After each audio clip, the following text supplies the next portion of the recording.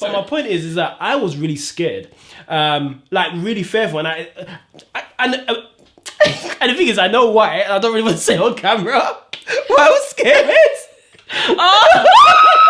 But for His glory, for the story, they don't stop us.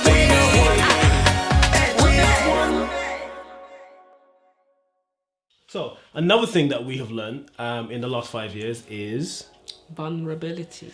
Yeah, it's a big one. The art of being vulnerable. Any more? Oxford Dictionary. Oh gosh. So okay, when you say vulnerability, what do you mean? Like, what I mean is that marriage, you I won't say you have to, but I think it's a have to.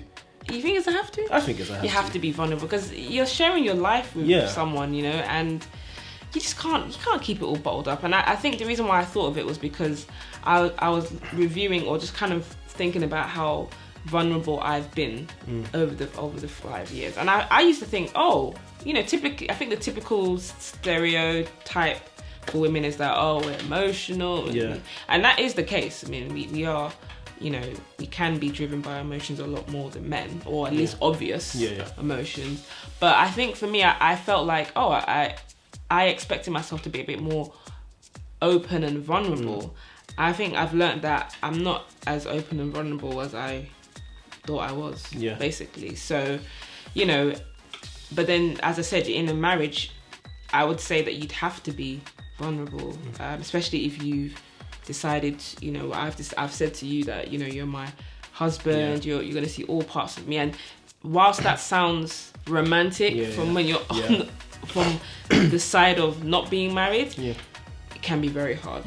Especially if, I've gone through my own things in life and maybe I haven't dealt with everything, and these things do have a tendency to come up in marriage. So you might still be feeling some way about certain issues. And I know I can think of so many things that I've felt some way about and I found hard to be vulnerable about. Mainly because, again, it's not having the skills to communicate what exactly. Sometimes not having the skills to communicate what you're going through, or you're just, you're still trying to learn to fully trust. So I felt like if that's one thing for me that's been a challenge and something that I've seen in myself is that, being vulnerable can be very hard. Being honest. It's funny, I was thinking of our wedding night. Our wedding night. And Tolu's idea was... You gonna expose me? Oh my god! Tolu's idea was... Okay. I'm married anyway, so... Yeah, exactly. Her idea was, let's... wedding night, when we get to the hotel, we just strip naked. Naked. And she wanted to be... Let me be 100 with you guys. I struggled with that. Absolutely struggled. Yeah. See, you don't try. No, I'm joking. You were the actually... I know, I was more... Yeah, she was like, and you were just walking around the hotel room like it was okay. That's it. Let me not do any actions because... You need Jesus, sir. Tell the people the truth. So I was really scared. Go on then. About what? Oh, whatever. Shout out, Boris. We're not doing that. We'll cut that out. Okay, sorry. But my point is that I was really scared, like really fearful, and and the thing is, I know why. I don't really want to say on camera why I was scared. But praise God. After the revelation of everything, if you understand, you understand it. We'll leave it at that. If you're a male, you understand. But praise God, the revelation. Wow. Yeah. We really go in there. Okay. But I found that incredibly difficult.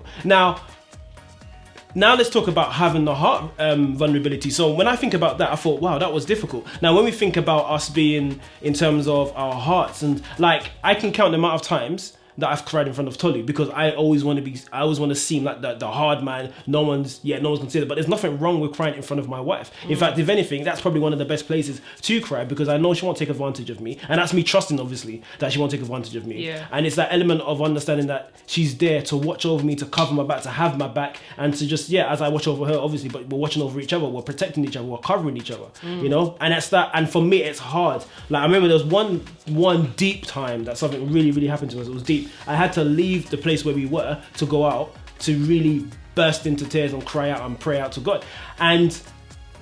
But I didn't want to do that in front of Tolly because I wanted to be the strong person, not because I felt like at that moment Tolly needed me to be strong, but I had to go and deal with myself externally to be able to come back and say, no, yeah, babe, this is fine. God has got this, blah, blah, blah.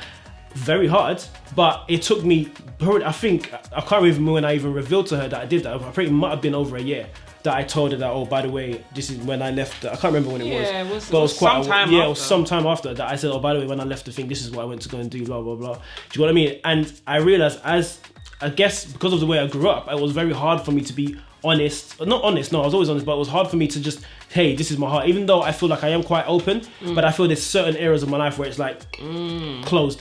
And that has been a struggle for me to kind of say, okay, Tolly, this is me. There might be times where Tolly's done something, I'm like, can you just stop? Can you not do that? But she doesn't understand the reasons why and the heart behind all of that. Yeah. All she's seeing is just my reactions, but never seeing what's going on. And it's not until I sit down and say, look, this is what's happened to me. This is what's going on. She would never know. And actually, funny enough, that does link back to communication, isn't it? Yeah.